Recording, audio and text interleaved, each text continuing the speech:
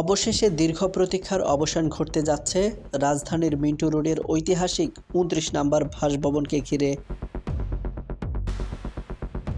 প্রায় ২৫ বছর পর আবারও প্রাণ চাঞ্চল্যে ফিরতে পারে ব্রিটিশ আমলের এই লাল বাড়ি। ত্রয়োদশ জাতীয় সংসদের বিরোধী দলীয় নেতা এবং বাংলাদেশ জামায়াতে ইসলামীর আমির ডাক্তার শফিকুর রহমানের নামে ইতিমধ্যে বাড়িটি বরাদ্দ দিয়েছে গৃহায়ন ও গণপূর্ত মন্ত্রণালয়।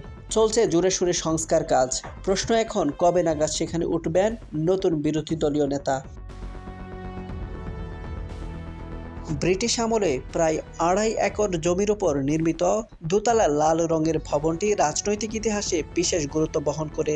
৯০-এর দশকে এই বাড়িতে ছিল দেশের বিরোধী রাজনীতির কেন্দ্রবিন্দু। ১৯৯১ সালে পঞ্চম জাতীয় সংসদের বিরোধী দলীয় নেতা হিসেবে শেখ হাসিনা এখানে ওঠেন।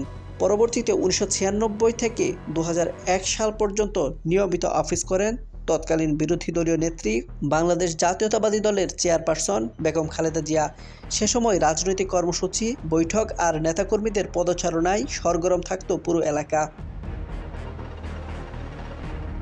কিন্তু ২০০১ সালে বাসভবনটি ছেড়ে দেওয়ার পর থেকে দীর্ঘ সময় এটি কার্যত পরিত্যক্ত অবস্থায় পড়ে থাকে।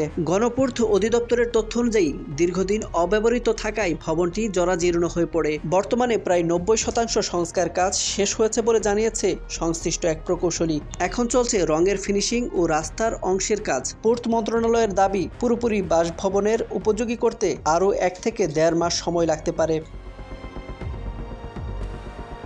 ত্রয়োদশ জাতীয় সংসদ নির্বাচনের পর বিরোধী দলীয় নেতা হিসেবে ডাক্তার শফিকুর রহমানের নাম ঘোষণা হলে নিয়ম অনুসারেই বাড়িটি তার নামে বরাদ্দ দেওয়া হয়। তবে দলীয়ভাবে এখনও আনুষ্ঠানিক সিদ্ধান্ত হয়নি তিনি কবে সেখানে উঠবেন। জামায়াতের একাধিক শীর্ষ নেতা ইঙ্গিত দিয়েছেন, ইতিবাচক ও গঠনমূলক বিরোধী রাজনীতি করার অংশ হিসেবেই আমির এই সরকারি বাসভবনে উঠতে পারেন।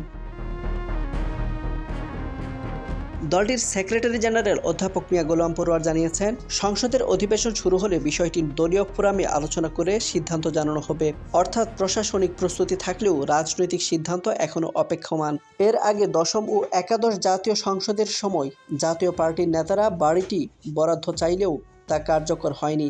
এমনকি দ্বাদশ জাতীয় সংসদের পরও বরাদ্দ দেওয়া হলেও রাজনৈতিক পট পরিবর্তনের কারণে সেখানেও ওঠা সম্ভব হয়নি। ফলে প্রায় ২.৫ দশক পর আবারও বিরোধী দলীয় নেতার আবাস হিসেবে ব্যবহৃত হতে যাচ্ছে ঐতিহাসিক এই ভবনটি।